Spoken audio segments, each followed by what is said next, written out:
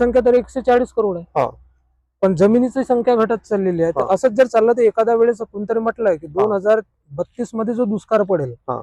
तो कृषी क्षेत्रातला आहे. जसा कोरोना होता, हा हा कोरोनामध्ये लोकांनी जेसीबीने गाडला, आपण बघितलं, बरोबर बरोबर मारापिटा झाल्या लोकांच्या, हा, हा. पहिले मला गाड, पहिले हा मला गाड. हा हा येणाऱ्या काळामध्ये जे जमिनीची जे काही समस्या येईल आणि जमिनी क्षेत्रातला जो काही दुष्काळ राहील, हा. मला वाटतं त्यावेळेस याच्यापेक्षा खूप भयंकर प्रॉब्लेम्स येईल कोरोनापेक्षा. म्हणजे तुम्हाला असं म्हणायचंय की येणाऱ्या काळामध्ये सगळ्यात मोठी हा ना? समस्या आहे शेती हा, हा, क्षेत्रातली. हा. शेती क्षेत्रातली नाही, आणि त्याच्यावर जे डिपेंडेंट लोक आहेत हा. त्यांना खूप संकट. कारण बघा ना, आणि गव्हर्नमेंटची पॉलिसी काय, गव्हर्नमेंट संपूर्ण रासायनिक खत बंद नाही करू शकत. त्याला काय, तो मेला तर गेला, त्याला त्याशीन घेऊन दिलं नाही.